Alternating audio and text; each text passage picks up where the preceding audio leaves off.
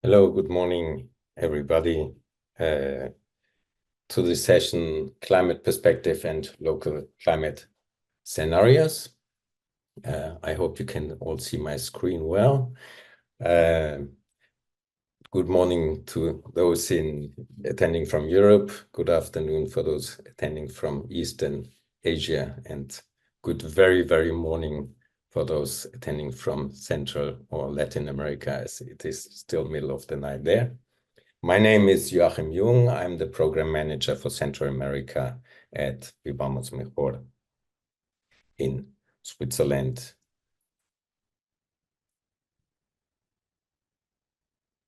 Before starting, I have some problems to move my screen. Before starting, this session is hosted by the Swiss NGO DRR platform. As you already know from previous sessions, we are a network of 18 Swiss-based NGO dedicated to increase the resilience of people, communities, and government through disaster risk reduction and climate change adaptation. We work in capacity strengthening, conceptual support, and advocacy. And we have a funding contribution from SDC, Swiss Development Corporation. As you already know from the previous sessions, the last 2 days, session is also part of the 3 days learning days. We slowly come to an end of this series of workshop. As you can see right now, after this today's session, there's still one thematic session, the 11 o'clock, about the private sector, and then in the afternoon in Bern, the annual event. Just to share some technical information and housekeeping rules, please keep your microphone muted if you're not speaking. However, please turn your camera on if your internet connection allows. And please rename yourself if necessary so that we can see your name and also your organization. Please put questions at any time in the chat and raise your hands for discussion. About translation, la sesión está traducida. Vaya al icono interpretación en la barra de herramientas y ahí, por favor, elija su idioma. La session est traduite. Rendez-vous sur l'icône interprétation dans la barre des outils et choisissez votre langue, s'il vous plaît. And all the sessions are recorded and will be made available on our channel and the website. What is today's session about? Climate perspective and local climate scenarios. We all know that climate change is a fact. And today we will not talk about weather and weather forecast. As the last days we had, this was one of the main issues. Today we'll not talk about weather forecast or seasonal forecast, but about climate projections.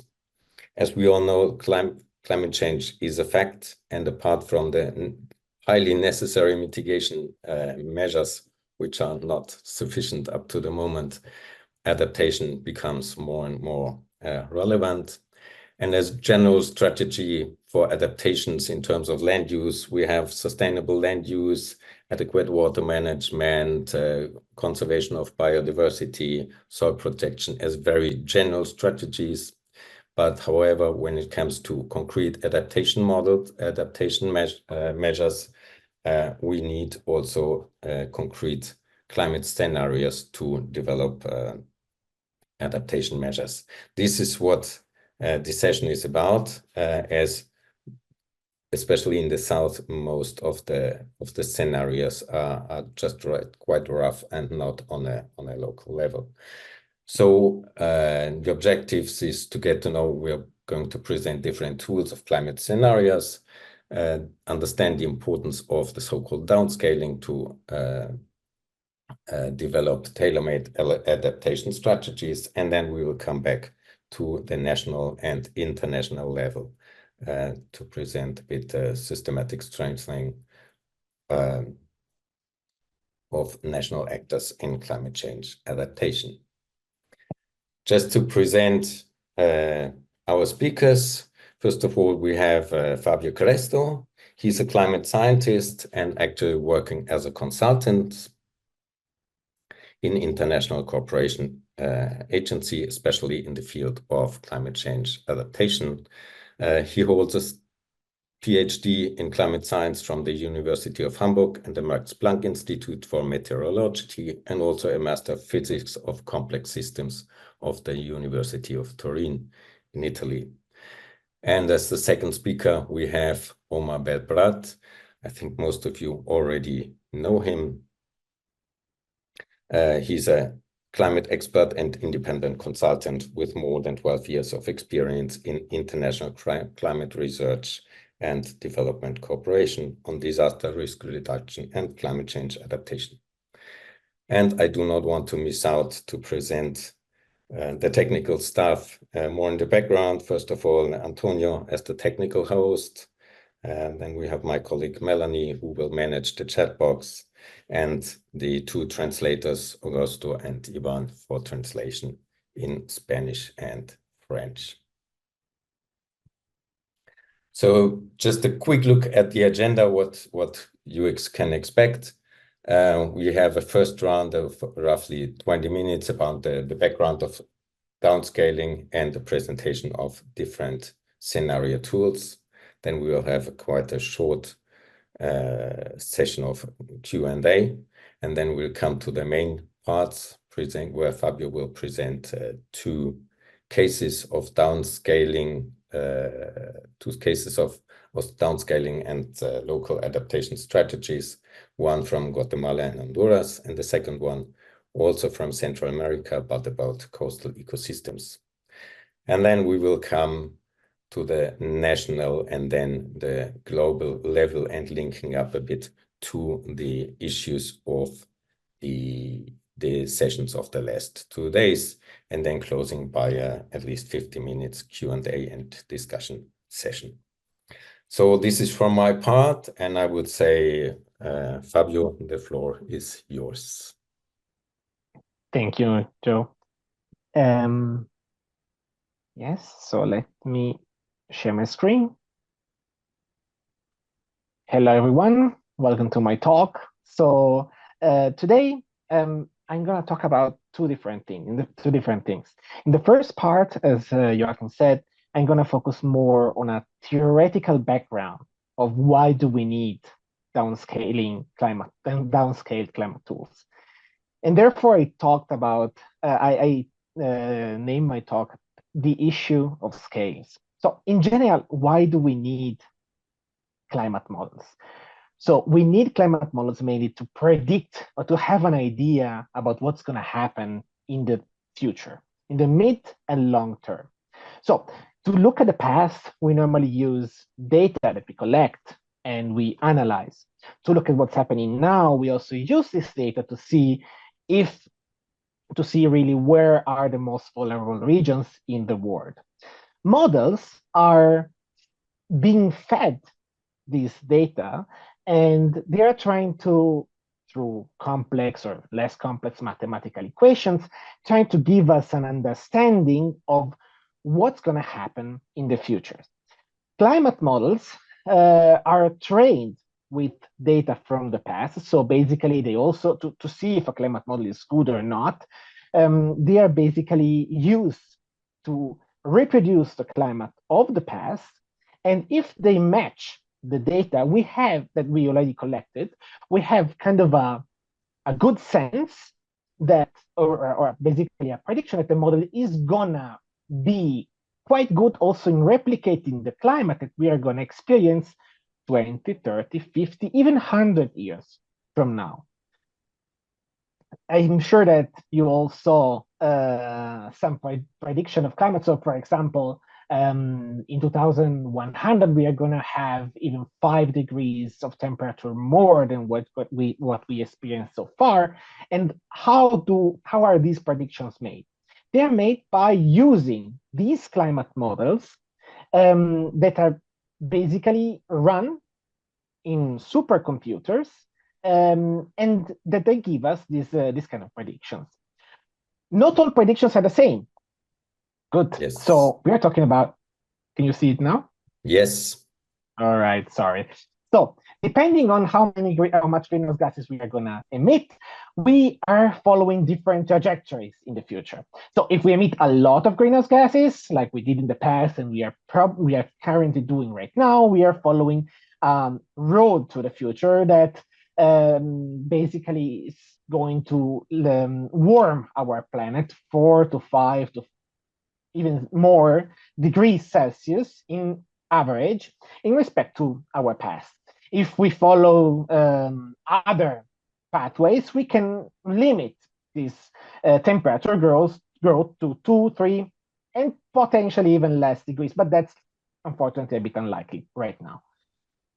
So climate models are great in the sense that they are the state of the art of what we know of climate and the various interactions of ocean, land, atmosphere. They also have volcanoes, they have clouds, they have representations of trees and so on. But they have an issue. To simulate, if you can imagine, the whole globe, they have to work at a very coarse scale. And when I say coarse, I mean around 50 kilometers. So anything which is lower or smaller than 50 kilometers, every feature is basically parameterized. It's not really represented. We don't have the representation of one tree in a climate model. We have a representation of a surface covered by trees. So there is an issue of scale.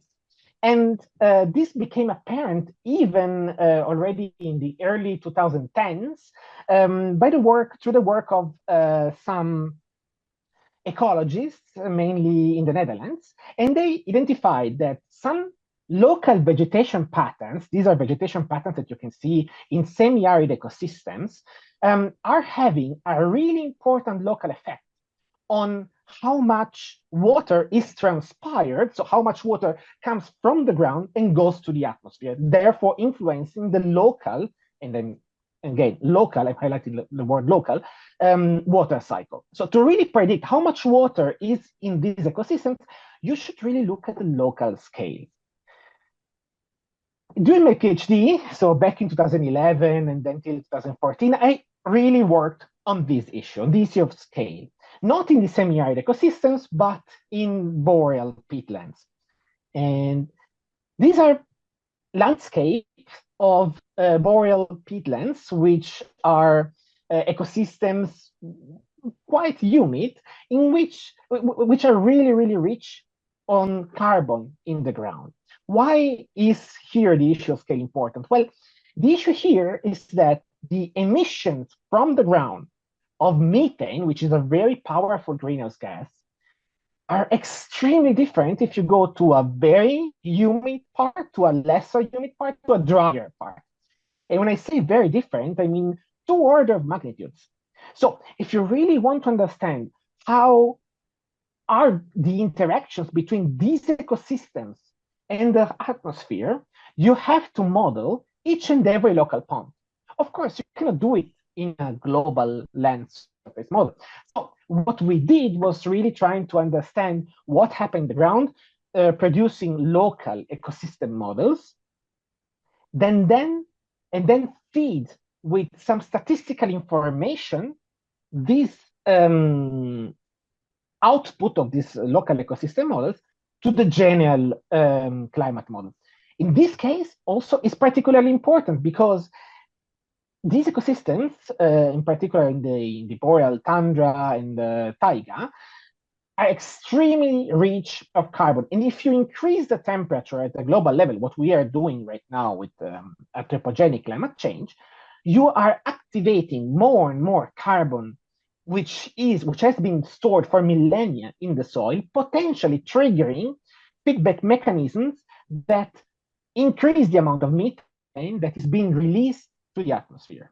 And to understand how much methane is going to be released, of course, again, you have to look at the small scale. To give you an idea of which scales we are talking about, every one of these polygons that you see in the lower figure has the dimension of half of a football field, more or less. It's a feature that cannot be resolved in a global model. But nevertheless, to understand the impact, you really have to look at the local scales. And this is the same in a way for adaptation. So in this case, you don't need to look at the feedback. So these kind of arrows that go up, but you should look at the at arrows that go down. So basically looking at the impact of the general climate model and what is really happening and trying to understand what is really happening at the local scale on the ground. Because if you talk to farmers, or if you talk to people that live in the ground, they are not really interested in, okay, clouds in at the 50-kilometer scale are going to change in this way or this way. They want to understand what does it mean for them in this 1 kilometer where they live, or where they have their field, climate change in the future. So the goal on the ground is really to elaborate solutions that are both reducing the vulnerability of local communities and also helping the conservation of endangered ecosystems and their services, of which local communities live. So there is basically a need for bottom-up solutions that consider really what's happening in the ground, which are co-developed, ideally, with local communities to consider their needs as well. And to consider, really, again, the science. So the idea is here to take the science from these higher levels to the local levels to help communities adapt. It's not easy, of course. This is basically a picture of a tool that I'm going to share with you. Each grid that you see is around 50 kilometers. So if you want to talk to even a farmer in Europe, even a farmer in Italy, where I come from, it's difficult to communicate the change in temperature if you're only looking at this larger scale, right? So there is a technique which is called downscaling, which basically takes the information at the higher level, at this 50-kilometer scale, uses other information, for example, elevation of the ground, for example, local data of various weather stations, and takes this information at the local level from 50 to around 1 kilometer. This kind of process is extremely needed to inform local adaptation strategies. Of course, there is a bad news, which is to do this well, you need a huge amount of data, in the sense that it's not as simple as basically you're reducing the dimension of the grid. You need a lot of data to train the model to do this right. And also you need quite a lot of computational power that normally people in or organizations in the global south don't have or don't have access to. And also you need technical capacities to do that. Therefore, what I wanted to present to you now are some tools that you and your technical partners could use when talking to or when planning, really, adaptation measures. So I'm going to stop sharing and change my screen. These are basically the tools that I wanted to present to you. Of course, there are others. These are the ones that I personally know in my experience. I forgot to say, I used to be a climate scientist. This stopped around 2019 when I moved to Central America and I decided to work more as a climate change adaptation consultant. So I actually actively used these tools. Right now, I'm based in Berlin. I work for Seek Development, which is a social impact consulting, which works more, again, at a global level. So even in my career, I have been dealing with this issue of scale. So let's try it again with the tools. While you're resharing, Fabio, can I just ask you to slow a little bit down from speaking, just for the interpreters? Of course, yeah, I'm sorry. Yeah, sure. Okay. Thank you so much. This is the the first tool that I wanted to share with you, which is the Copernicus Interactive Climate Atlas. Here you can see you have the whole world, and all the links are in my presentation that I trust can be shared with all the participants. You can use here in the on the left-hand side, different variables that can be used to try to understand what's going to happen in the future. Mean temperature is the easiest one, which is the one that we see in the climate scenarios, for example, when we say, okay, temperature is going to increase by 2, 3, 4, 5 degrees. But for farmers or for planners are maybe more useful. There are more useful information. For example, maximum of daily maximum temperature or days with maximum temperature above a threshold. These data are all for free, so everyone can use them. But the issue here is that they are not really flexible. So threshold here is 35 degrees. You cannot change it. And this is for temperature. There are other variables that I invite you to explore, and you can also change the type of simulations. This one is the latest one. So I would suggest you to use the SimSig one, and also you can. This is the change between pre-industrial time, so before we started to emit greenhouse gases, and now. You can also select a region and have regional information. Here, really, the data are not downscale, so you cannot really predict what's happening at 1 kilometer, for example, but you have an idea, at least, for the whole region about what is going to happen, what may happen, and what is more, what are the regions that can be the most vulnerable to one impact of climate change or another one. Copernicus, which is a program of the European Commission, also has a lot of other tools that you can use. Again, all these links are in my presentation, so you can check them out yourself afterwards. You have a lot of observations worldwide that you can use. Observations can range from really stations or satellite products, which are not really observations, but yeah, they can give you an information about what happened. Climate reanalysis, this is great because basically it looks at the past, but it's the state of the art of what we know about the climate that happened in the past.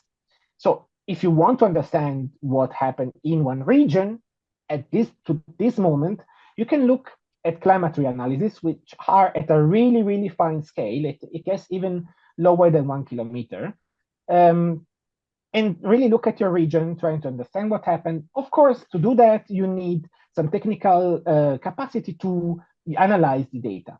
But in general, there are a lot of information on the Copernicus side that help you, and there is also, you can also ask the Copernicus people to help you download and analyze or pre-analyze the data. What I wanted to share with you also are the general climate projections, because Copernicus, as a program again for the European Commission, is also committed to share with the whole public, and this is probably not well known, all climate projections that are used also in the IPCC reports.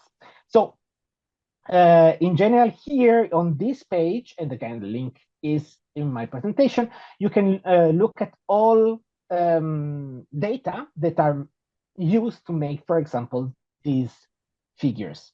Again, the issue here is the scale. So they are normally at 50, 100 kilometers, but you can also use these Cordex experiments, which are at the regional level. So generally, they are more accurate for the needs, for example, of people in Central America, or people in South America, or people in East Asia.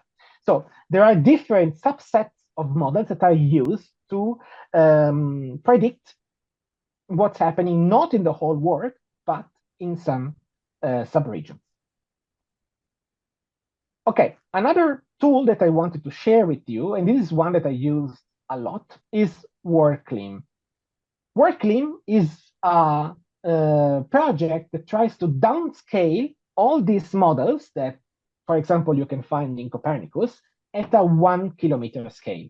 It's a general global downscaling exercise, so it might not be extremely precise, but it has a lot of value if you want to understand what's going to happen in your region at a really, really, really fine scale.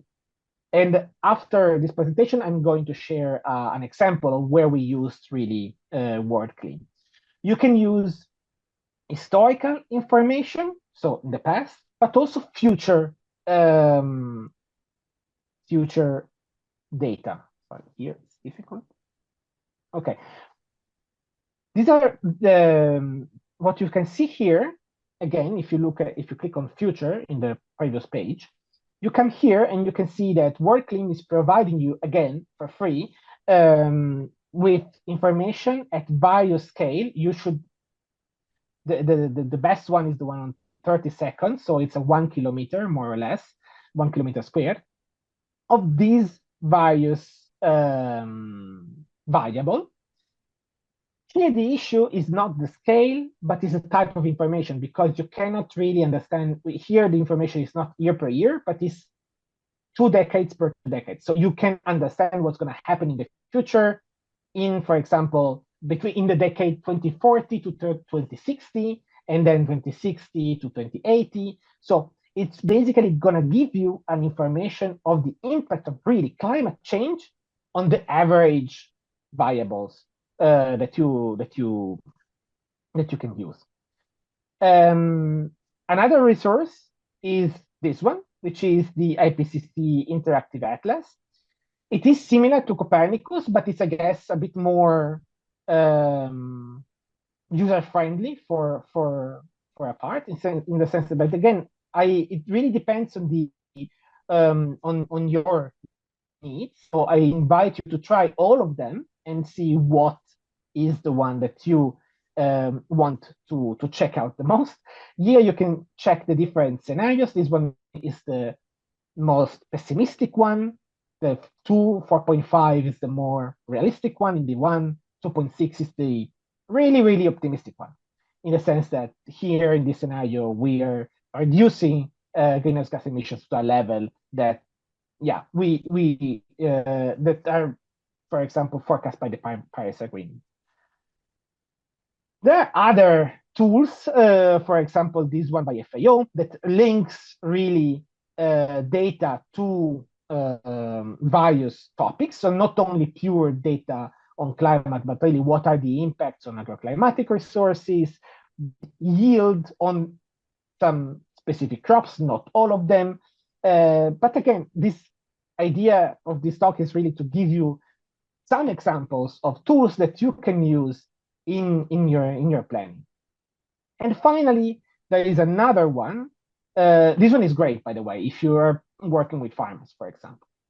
And again, there is the World Bank Climate Change portal, where you can find climate change impacts even at the watershed scale. And watershed scale can be, again, maybe subnational, but not super, super local, even though it can give you a good idea of, for example, if a big river is going to suffer from drought in the next 30, 40 years, then maybe there you should focus your adaptation measures. And yeah, so this part was to give you an idea of what is out there. Again, of course, there are maybe other tools. These one are the ones that I worked with. All of them are for free, especially for NGOs. So you can download the data directly, and you can start analyzing or looking at them yourself or with your technical team. I'm really happy to talk about it more in detail in case you need my opinion, my personal opinion, or my professional opinion on some of them. You can just reach out to me also in the future. I will stop sharing my screen and give it back to Joachim for the first Q&A session. Thank you, Fabio, for this very rich and presentation full of information, very, very compact on the background of downscaling and the different tools. I would like to invite the audience if there are already any questions, maybe questions of understanding or comments on these presentations. I see just one at the moment from Mark.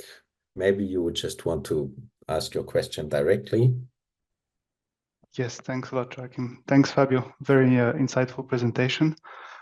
My question would be, we have all these tools, there are new ones being created. And yesterday, someone from WMO, Ilaria Gallo, presented the Climate Information Portal very quickly, funded by the Green Climate Fund, and mentioned that there might be effort in the future to have a Wikipedia of all these tools and to guide the users, because when I discovered the Climate Information Platform, I was trying to compare it with the World Bank one. And it takes time to see, okay, which data you have that is useful there and not. And I would be curious to understand from your daily work with these different tools, how do you differentiate them? Would that be useful to have such kind of common platform that provides some basic guidance on why this one and not this one? Thanks. Yeah, thank you, Mark. That's a great question and a great point. I completely agree with this. So it would be amazing for practitioners, for policymakers to have this kind of platform in which you could have an understanding of what is out there. Of course, it cannot be always comprehensive because there are always new tools, but at least to understand which tool to look at for the questions that you are trying to answer. So my personal experience, for example, I have not worked with these tools before trying to apply them. And so I never worked in the development of one of these tools. And it took time to me too, really, to try to understand what is out there, what is the most useful platform that I can use for this specific question. And therefore, if there is a kind of a landing page for all these tools, it would be much, much more user-friendly. And ideally, in the ideal world, there would be also a couple of case studies linked to the use of these tools. That therefore you can understand, because, I mean, what is the difference between the FAO one and the one from IPCC? Well, the FAO one really tries to just answer to one specific question, which is the impact on agriculture. It doesn't really care about the impact on, let's say, biodiversity in this case. Whereas other tools, there is one from CGIAR that I didn't mention here, is also looking at some specific biodiversity impact. So having some case studies linked to the specific tools can help the user trying to understand, okay, I am trying to answer a question which is similar to the one of this use case, then I should use this tool instead of this one. But yeah, it would be great. Thanks a lot. Yeah. Thank you, Fabio. I see right now one question quite similar from Jana. Very similar question in a nutshell. If there's one of the tools which you recommend, I don't know, Jana, if this question has already answered by Fabio. As I understand, yes, there's not one tool which is the best. It depends on what you want to know. And then I see a question from Hari Devkota from Nepal. May I know practical application of this research at any country? If I understand you well, Hari, this refers a bit if there's a practical case. So I think this will be the subject of the next presentation of Yes. Fabio. And I see a third question from Arabella from Hex. Quite some scientific publication assessing the global restoration afforestation potential for carbon sequestration have been criticized recently. Downscaling the model seems the way to go. Does IPP's models already sufficiently do that, or is there at least enough awareness that we have to go into this direction? That's a great question. So to give you an anecdote, when I started working in climate science, there was this idea that, okay, let's plant trees and therefore we reduce a lot the greenhouse gas in the atmosphere. But the issue is that models didn't consider, for example, at the time, nutrients.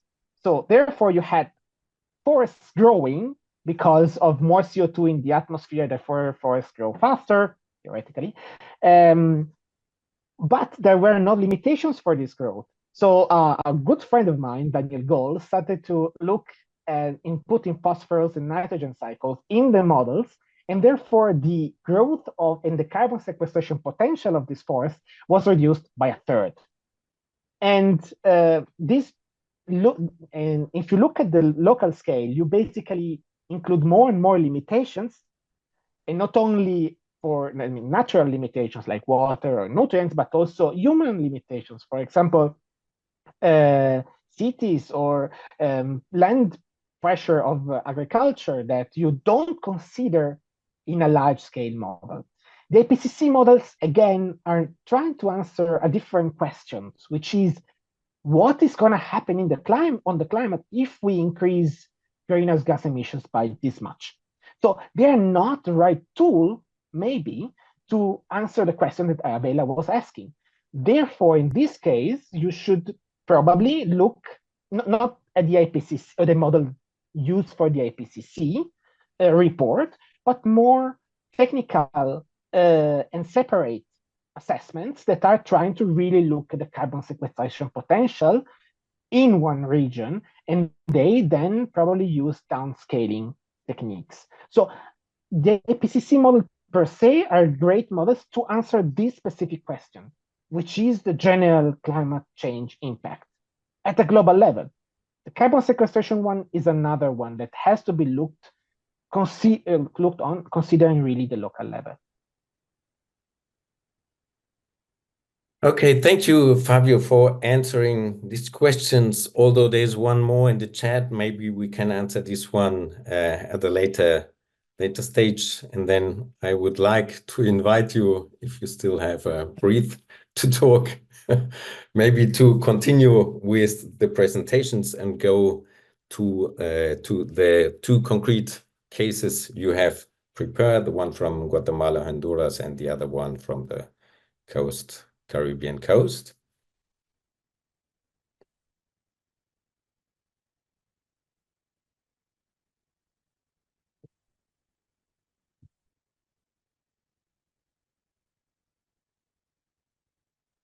Sorry, I was on mute. So the second part is really trying to answer one of the questions that was asked in the chat before. So looking at more applied things. So, okay, we have this idea about climate models, downscaling. How can we use that? And this I try to answer with two things where I worked on in Central America. I used to live in Guatemala before coming back to Germany in Berlin.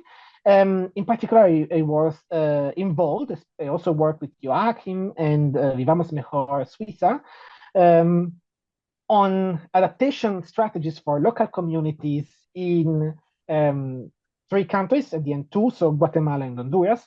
Why these countries? Well, because Central and South America, as the latest report of the IPCC showed, are highly exposed, vulnerable, strongly impacted by climate change. And on top of that, these impacts of climate change come in situations, socioeconomic situations, which amplify these impacts because of inequality, poverty, and various other issues.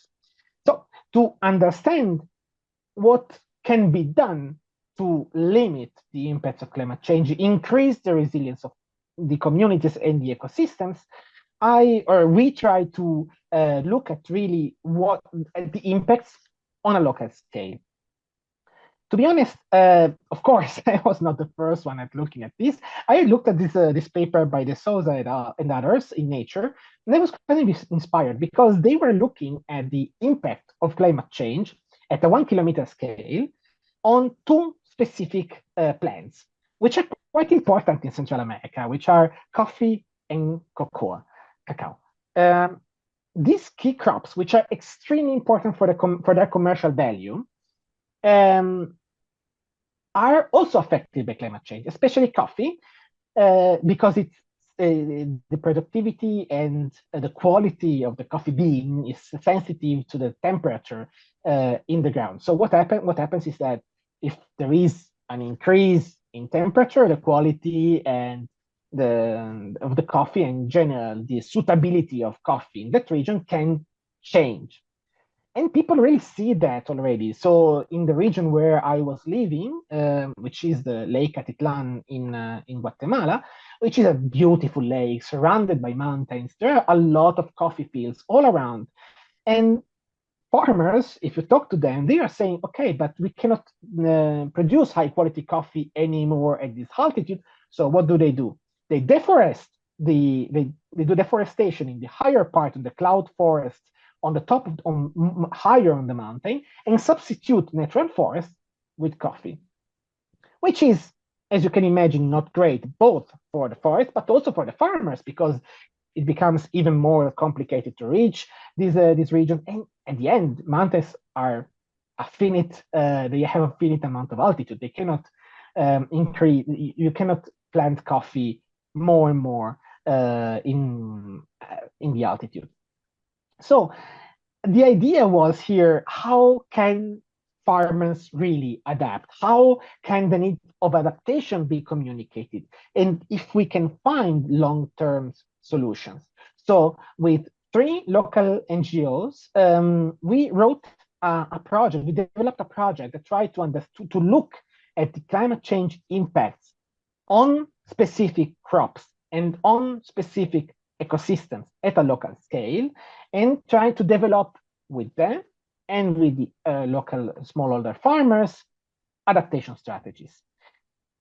We started in 2 regions, which one is the Lake Atitlan in Guatemala, and the other one is the Pico Bonito Park in Honduras. And we worked here with 2 local NGOs. One is Vivamos Mejor Guatemala, and the other one is the Fundación Parque Nacional Pico Bonito in Honduras. And this program has been funded by Vivamos Mejor Switzerland. And Joachim was heavily involved also in the planning of these initiatives. The idea was to use one of these tools that we spoke about before, which was WorldClim, to try to first understand what is happening at the local level, selecting variables, talking also to the farmers to understand what are the variables that they want to know about in the future. So are they interested in temperature? Are they interested in mean temperature or more in the extremes? Are they interested in changes in precipitation or changes in the amount of precipitation in some consecutive days? And we try to analyze 2 different scenarios because, as I mentioned before, we don't know exactly which future is ahead of us. It doesn't depend on the Guatemalan farmer, right? If we emit a lot of greenhouse gas or not, but the Guatemalan farmer is going to be affected by these decisions. So we looked at a more realistic scenario and a really pessimistic one to understand basically what are the potential impacts of climate change in these 2 potential futures. And we looked at 4 selected crops, which are coffee and corn for the Guatemalan region. Coffee is a really important crop in the region, and corn is the main staple crop in the whole region of Atitlan, and cacao and rambutan, which are 2 other crops for the Honduras region. These 2 regions are protected areas, But there are a lot of farmers working in the buffer zones, and there is where we focused our work. We try to elaborate science-based potential solutions, taking into account the also the feedback from the local community. So the two NGOs we worked with on the ground really have a history of working and building trust with farmers, and they didn't basically say, okay, the science does this, tells us this, you have to do these other things. No, they tried really to look at what are the experiences that the farmers have, and what are solutions that are feasible for them and can also be sustainable in the future. The first part was really the science-based forecast. So to do that, of course, we had to understand the past. This is a picture of the mean precipitation in the region. This is the on the graph. You can also see the typical precipitation pattern in this region in Guatemala, and we try to use local data to modify the WorldClim information that we got. Because again, and that's one thing that I guess forgot to mention, WorldClim is a great source to get you an idea of the potential things that can happen in the future. But of course, it's a global tool, so you have to adjust or you have to validate their results with local information. So we looked at local weather stations that the Guatemalan Institute for Meteorology had in the region, and we adjusted a bit the WorldClim data to match the local information in the past again. And then we did the same adjustment also in the future. In these pictures, you can see the change in temperature, the rate of change in temperature in the same region in Guatemala. And this is mean temperature in a more realistic scenario on the left-hand side, the letter A, and on a really pessimistic one, the letter B. And you can see that the rate of change is between 3% to even 10% in the worst case scenario. It is interesting that the regions that experience a rate of change higher are the regions where the general temperature is lower. So the peaks of the volcanoes here, for example, or the northern part where temperature in the highlands of Guatemala, where the temperatures are much, much lower than here near the lake, where temperatures are generally milder in respect to the rest. Again, this is just the mean change of temperature between now and 2060. The results of this analysis have been recently published in a paper that I can also share with you later. More interesting is, of course, and more difficult to predict are the changes in precipitation. In general, we see, or the models predict, that in the future, precipitation is going to decrease in the whole region in average. I'm not talking about extremes. So in average, we have general decrease of precipitations, and the higher decrease in our realistic scenarios are here on the eastern part of the park, and in a pessimistic scenarios are on the northern part of the park.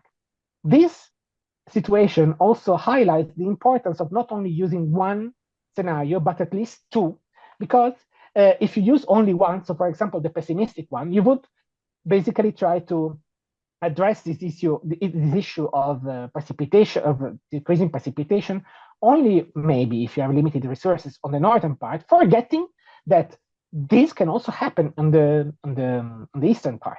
So trying to, and again, it is not, this is not the truth. It's a model simulation. So we don't know exactly what is going to happen. We have an idea that these regions, this part, the northern part and the eastern part of the region, are the most vulnerable ones in respect to precipitation decrease. For the Honduras case, well, the situation is a bit worse. This park is at the border of the dry corridor of Central America, which comes from the central region of Guatemala to the southern part of this park. These are the temperature increase as predicted by model in a realistic scenario A, in a pessimistic scenario B. This is again the rate of increase between now and 2060. So we span from 4% till 9% of temperature. And again, it's interesting because as in Guatemala, in a realistic scenario, the regions with a higher rate of temperature increase are the ones generally with lower temperature, but also, as you can see here, the lower part, where actually temperature right now are already extremely high. So conditions of living in the lower part of the park are already at this moment quite hard, and they're gonna get harder, not only for precipitation increase, but also, as we can see here, for precipitation decrease. Actually, in both scenarios, here we see that the highest rate of precipitation decrease is where is in the lower part of the park, which is the drier, already right now, the drier part. So even if right now people are struggling with water right now, these struggles are, the models predict with quite a substantial signal that in the future it's going to be harder.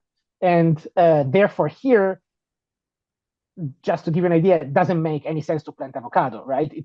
You have to adapt in either changing really your type of agriculture that you're doing, or using species that are more adapted to this new climate.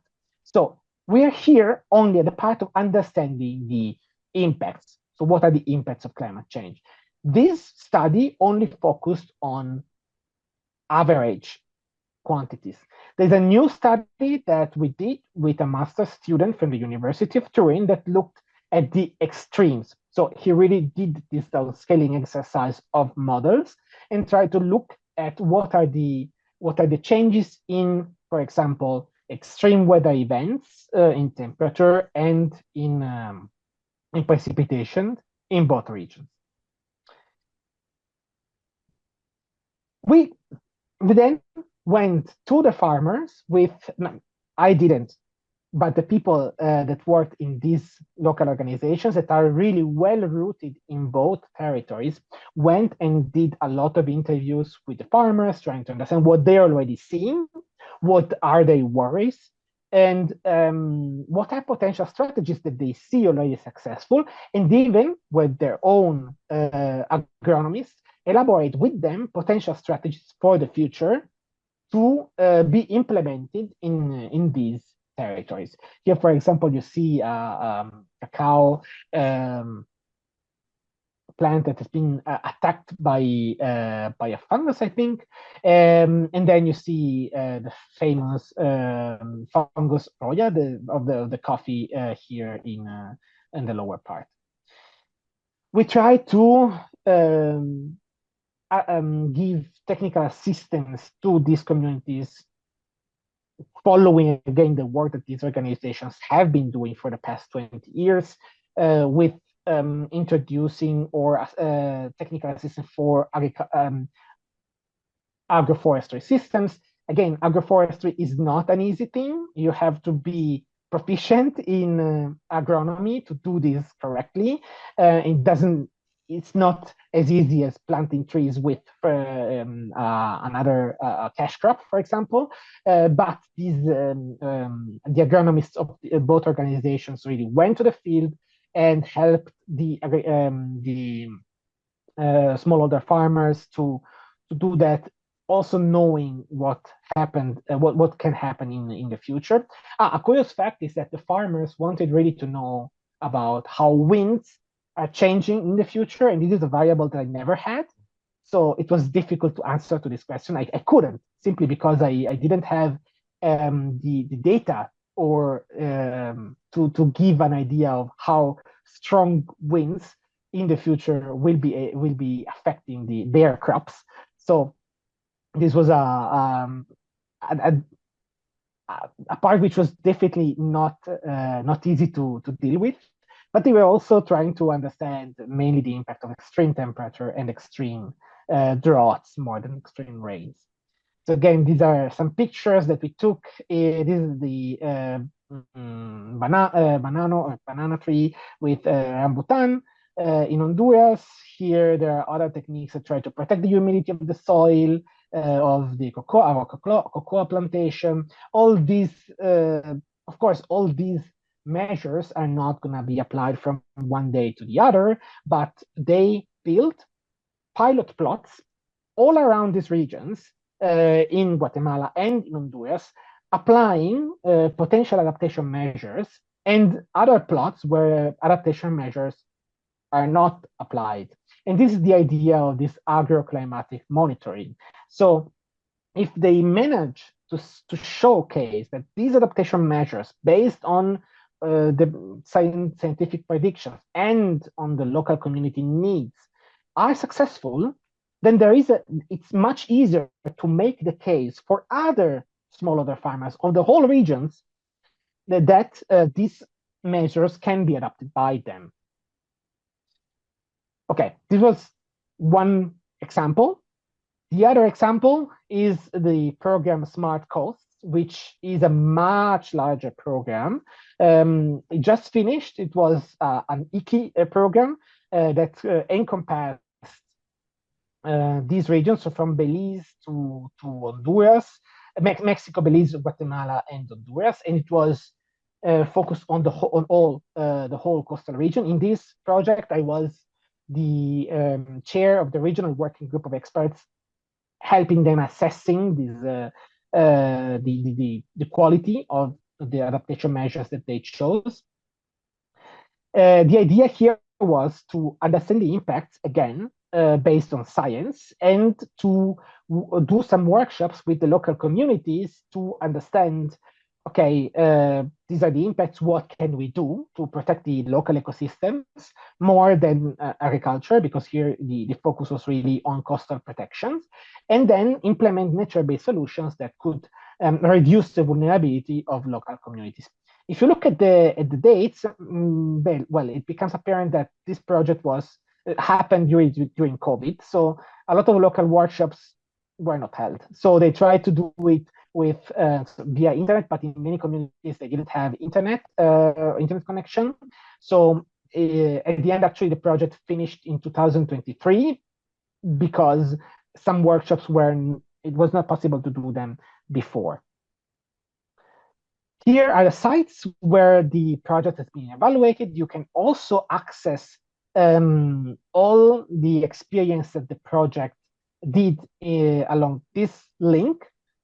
But basically what they did was try to analyze in these various regions. Here I took the Guatemala region, which is the region of the Rio Sarstún at the border between Belize and Guatemala, and try to understand what are in this region the priority areas to protect peculiar ecosystems, mangroves, corals, wetlands, seagrass plantations, and so on. How did they do it? How did they do that? They worked with the Stanford University, who produced or elaborated a model which is called INVEST, which tries to look at the local scale. Well, takes climate data from the future from these global simulations, downscales it at the local scale. It is a GIS-based model, so you can also use it, and I think it's free. Also has a lot of information online. There are training courses on YouTube where you can learn how to use it, and so on. And basically, it gives you a different suggest a lot of suggestions of adaptation measures that you can do in your region, from protect coral, restore coral, which are different, protect or restore mangroves, dunes, the local forest, and so on. Implement potential sustainable, whatever it means, palm oil protection, sustainable agriculture, and so on. And these adaptation measures have been agreed upon with local communities. So and then it tries to look at the impact of these adaptation measures on the local ecosystem. So for example, here you see this is the region of, I think this part in the above Cancun. And you can see this part, the yellow part, the parts where, okay, it is important to protect mangroves, but to conserve corals. But these regions, the red ones, are the priority areas of where you have to focus on coral conservation, and this has because this has the largest impact on the whole coast. This program, or this so Smart Coast was actually really successful in trying to understand what are the priority areas where you have to invest if you have limited resources and funding. Okay, and then we arrive at the latest part of my talk. So we learned that I think it's really important to ensure the involvement of local communities. Not only, I'm sure that all of you do it, in the sense that I guess it's in the development science, it's quite clear now that it's to make an adaptation measure sustainable. It's much better to involve local community to really get the buy-in, because they are the people that actually are living with the solutions, right? So, and not only involvement in the implementation, but ideally, as we did, for example, in the project in Guatemala and Honduras, to involvement in the planning of these measures. Another way, which is really important, it is often forgotten at the local level, is to ensure the connection with the national development and climate policies. What I mean by that is that, well, if you have a measure that, for example, a Swiss NGO is helping with in your local territories, well, it is easier to make it sustainable if you link this measure to what your country as a whole is planning to do to reduce climate impact at the national scale. And what are these climate policies? Well, are the national adaptation plans or the national determined contributions? Especially in the Global South, the national determined contributions, which are the 5-year plannings that each country has to submit to the UNFCCC,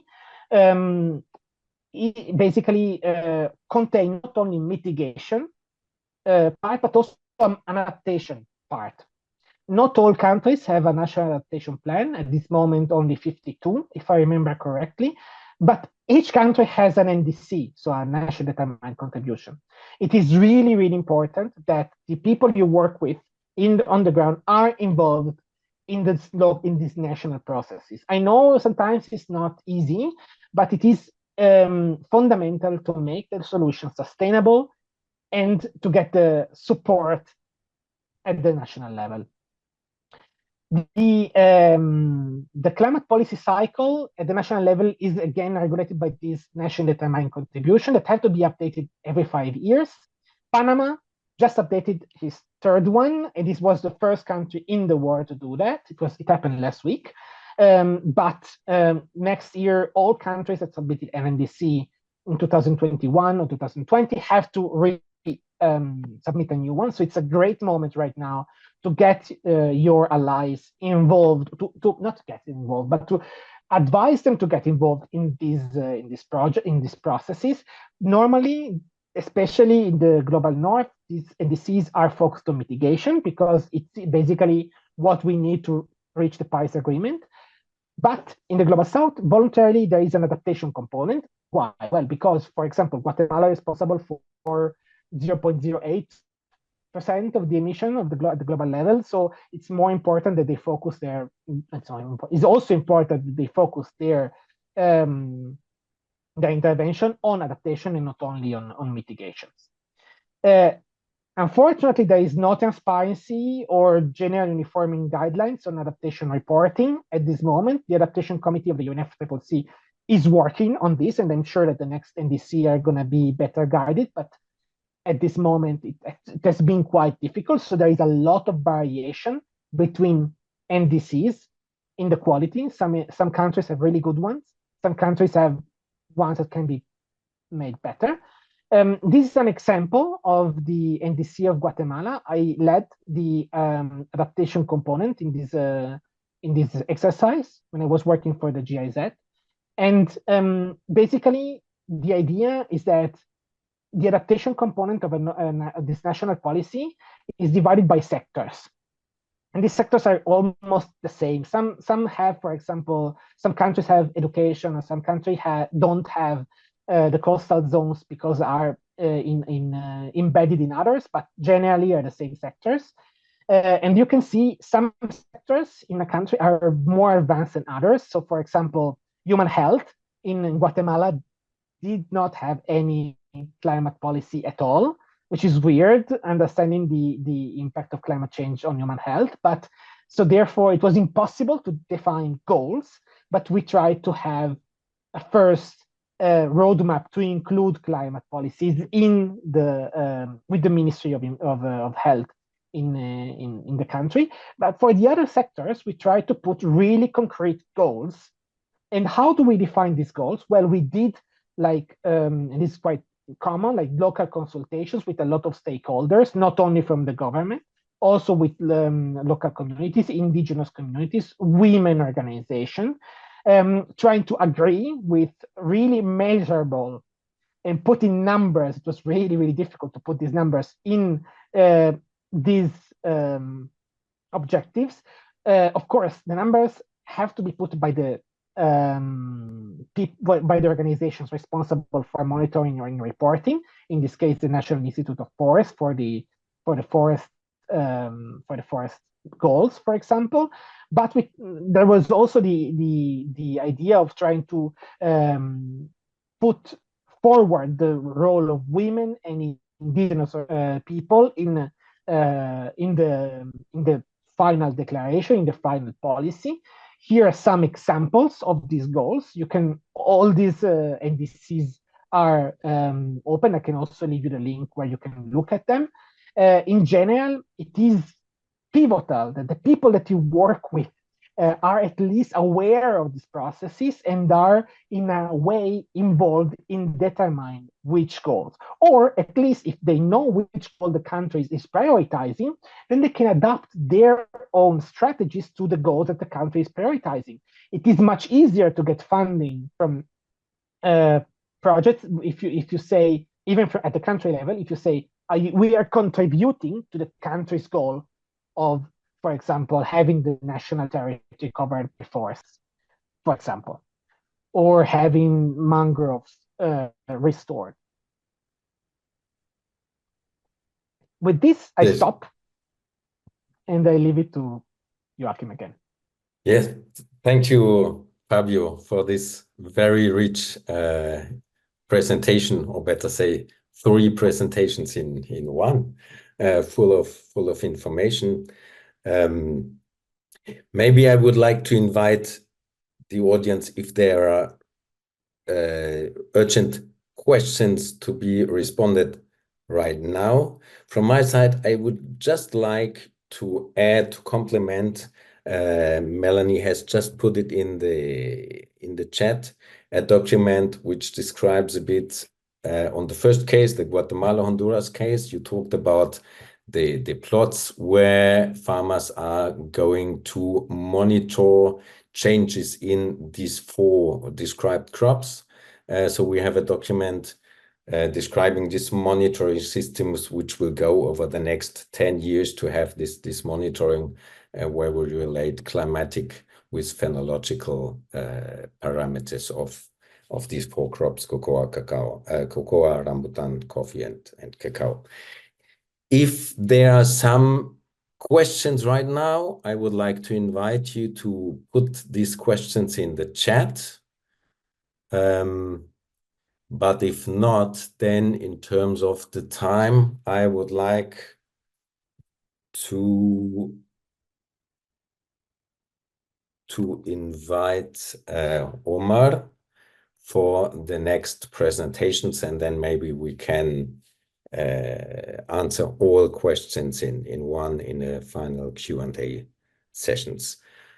So I see there's one question, but maybe Kamdi, is it okay if we just answer then after Omar's presentations in one?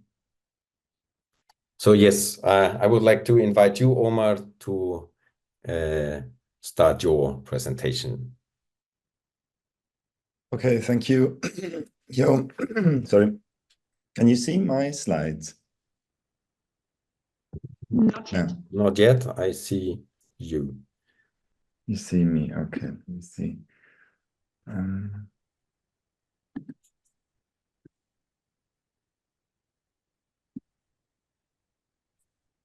right.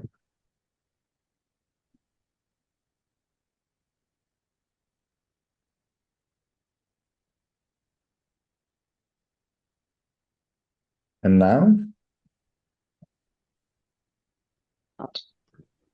Not yet. Okay, strange. Sorry for that.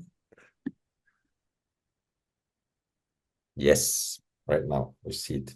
Now you see it? Yes. Okay, excellent.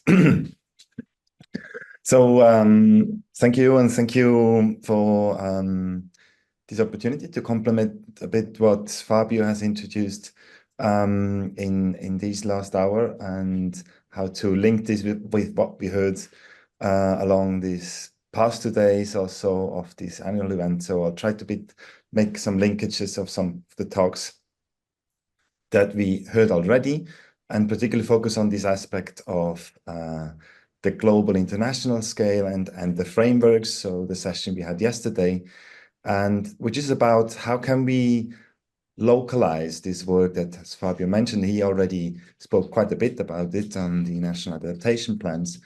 And I'll talk a bit more about how can we strengthen national actors to deliver climate services. So ultimately, the goal should be that the local agencies can deliver this downscaled information, these specific impacts on climate change for the users and population.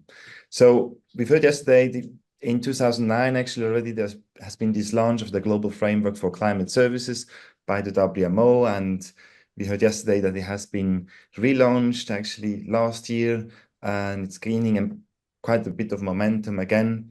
And so this is really the framework which aims to build this local capacity for climate services at the national level. And if some of you might have seen this schematic figure on the right, it has different elements how this builds on, and really important element, and which was also quite innovative at the time, is to put the users so much at the top, as also we saw in Fabio's presentation, and once more emphasizes that we have to make these climate simulations and information frame understandable for these users in order to take climate action. So the GFCS is really about that, but a bit more. So I'll give you a bit of just very briefly some examples to get a bit more detail what this entails. And so some of you might actually know the work from which we have in Switzerland on the climate scenarios, and how Switzerland has defined its implementation of the GFCS, since there's also at the national level, of course, every time different adaptations to it. And I make a link also to one presentation we also had during these days on an international cooperation with Peru through the Climandes project that actually aimed at strengthening these capacities in this context. So one key element of the GFCS is building this national framework for climate services. And what is meant by that is is kind of a government structure across different, usually public actors that are engaging in this area. And so here we are, of course, often considering the National Hydrometeorological Services, but usually many more, since it's a topic that addresses many of the sectors that public agencies work on. So agriculture, for instance, or energy and water. So usually this national framework is composed then of a broader structure.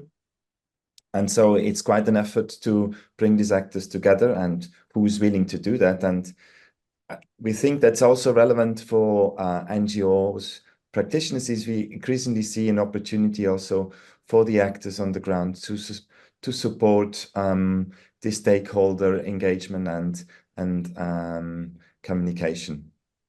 So the NFCS is central. So who's part of it, but then you also need some definition of legal framework, how you collaborate, and essential is also what kind of sectors are important. So this has to be somehow defined. We saw some examples of Fabio, and this will then, of course, depend a bit on the country where you are, but it's kind of a process that comes with the National Framework for Climate Services. And in what we saw also in Switzerland, that communication is really key to the public. There's been a lot of effort in that, and some of you are aware of some of the services you see there. And it's also about pooling existing services. So we saw there's actually many initiatives doing work, and so the GFCS is also in an effort to bring these services together and try to bring it to a common platform. And so this platform is in this framework called user interface platform, which is not meant as a digital platform, but really a kind of a fora to engage with the public, with the different sectors.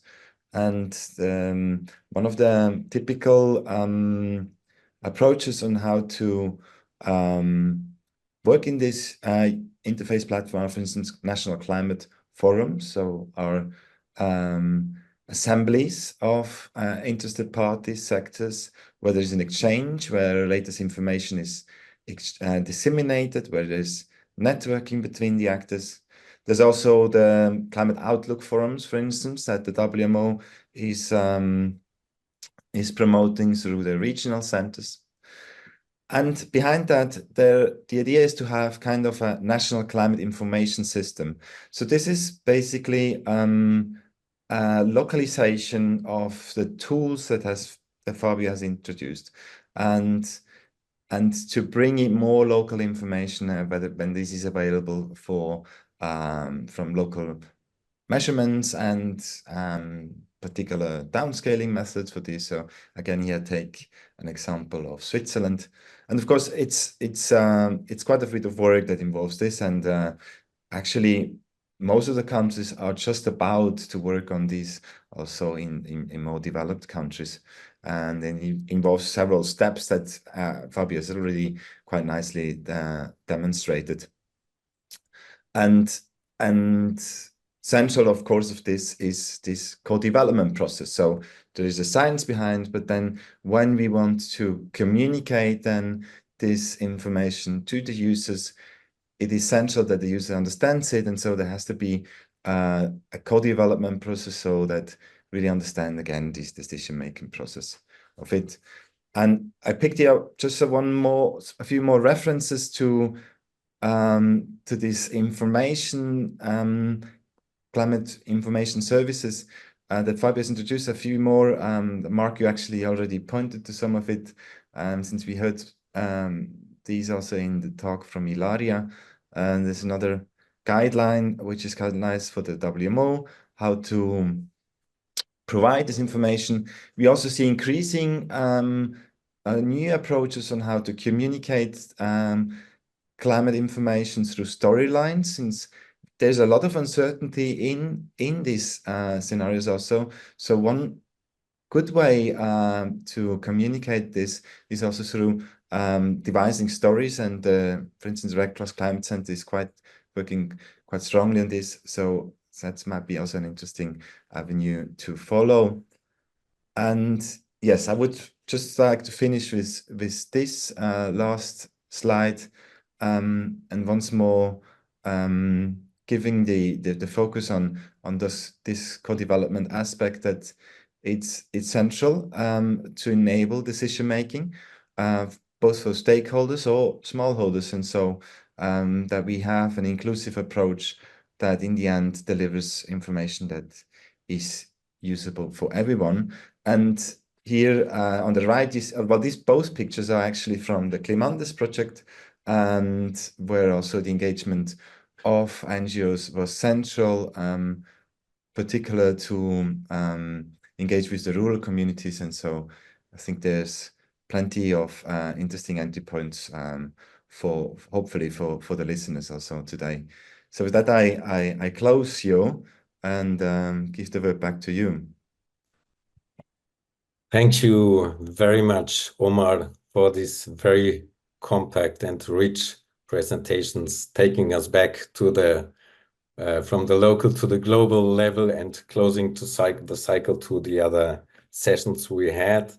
And for me, very important, for me, it's just like a takeaway message, what you mentioned in the end, that even if we have all the science behind, the very important issue is, like you said, the co-development process and the inclusivity of all the processes, so that really we have on board all the valuable information from the people on the ground. Thank you, Omar, very, very much for this presentation. We have still like 7 minutes for discussions. So Melanie, maybe you can help me. I think there are already 2 questions in the chat. I think Fabio has somehow answered them, but I guess they're also interesting for all the plenary. Maybe you just can quickly put them in the room. Yes, thank you so much also for everyone asking questions, and thank you, Fabio, for having answered already some. There is a question from Kamdi, who grew up in a northern part of Laos. I'm not going to read the whole message. His question, I'm just going to jump to the question. He says, my questions are, is there any role that NGOs can involve to directly address this issue for the issue of water scarcity and public water supply, that is, for the local communities, so that they have access to clean water or piped water? Fabio, you've already answered. Do you wish maybe to just say a word to the plenary as well about this problem? Yeah, sure. Thanks, Melanie. So, in my opinion, of course, a lot of issues have to be addressed at the national with the national policy level, but NGOs, international NGOs and local NGOs have a really important role in, for example, first raising awareness that is an issue that doesn't matter if it always happened, right? It has to change. Another role can be to give technical assistance on how to implement solutions that can be co-developed with local communities, so that the solutions are part of what the communities really want. And another role that they have, in my opinion, especially if they are international NGOs, is to raise awareness and do advocacy in their own country, in the global north mainly, to raise funds and raise awareness that this is an issue that is happening in other countries, and therefore there must be programs that have to address exactly this specific issue. In general, another role can be to help local communities that don't have access to international funding to write proposals and write projects where this funding can come to the local communities. This is a general issue that funding goes to other channels, not local communities directly, but to central governments, private sectors, international or local NGOs, much less, but not to local communities. And therefore, NGOs can can be really a good channel to get the money and implement these projects with the communities, with the inclusivity that Joachim was talking about. Thank you, Fabio, for this answer. I think, Melanie, there was one more question in the chat, and then giving the time, maybe I would like invite people to put one more question, if we can answer then these two. So Melanie, maybe you just can just speak the question out in the room. And then there was a question from Bernita. She says, where would you see localized climate information as most useful? You mentioned prioritizing areas to invest in ecosystem conservation. In the case of coffee production and agroforestry, would you have proposed different measures without localized information?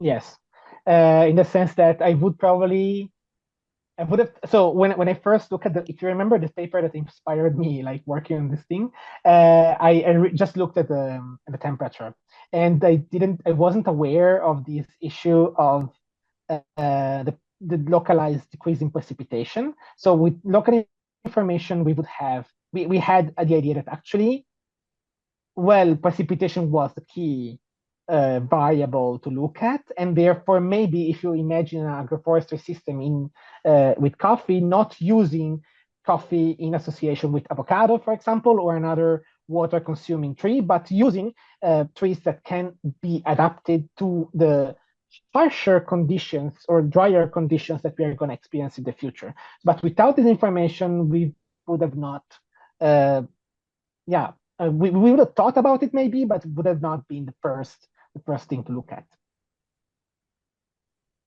Thank you, Fabio. If there is one more question, you could raise your hand and put it also directly in the room. But if there's one from Vafodorova, maybe you can put it directly as a last question. Can you talk directly, please?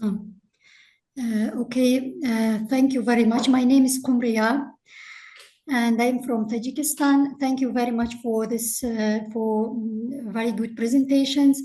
I have questions regarding this adaptation measures, and I know how difficult it is to select the right adaptation measures in a local level. For example, if the impact is different, for example, in a short term and a long term. I can bring one example. For example, in a short term, if due to the melting of glacier, the water will be a lot, but in a long term, the water will not be enough, that the glacier will be small, the volume of the glacier. And what to do in this case? For example, if we introduce the farmers the dry resilient crops that it can't grow in a short term because the water will be enough, but in a long term the water will not be there. And what to be in this case? What kind of measures to introduce the farmers? That's a great question. Sorry. Maybe Fabio, you can maybe answer this question in only 1 minute, and if it's a longer answer, then answer it directly but just in 1 minute as a general. 1 minute, it's really difficult. In general, one thing that we can do is make the farmer aware that whatever solution that you have is just temporary, and they have to prepare for the longer term drought. I mean, that it's a really, really difficult situation. And raising awareness, and it's a short answer, but raising awareness is the first key that, okay, your solution is not going to last. You have to adapt constantly, even afterwards. Sorry that I cannot expand, but it's a really, really important question that you raised. Thank you, Fabio, for answering this question. So we have 10:30. I would like to come to an end of the session, as we have to close it, to leave the channel free for the next session. I would like to thank you very, very much for the two speakers, Omar and Fabio, and also for the technical team in the background, and for the participants for their questions and their interest in the issue. Thank you very much for that. And before closing, just as a small reminder, there's one still outstanding session at 11 on private sector engagement in water climate service. And then for sure at 1:30, we have the annual event live in Bern, which is also online. So thank you very much for all the participants, and then hope to see you this afternoon live or online. Thank you very much, and Thank you. goodbye.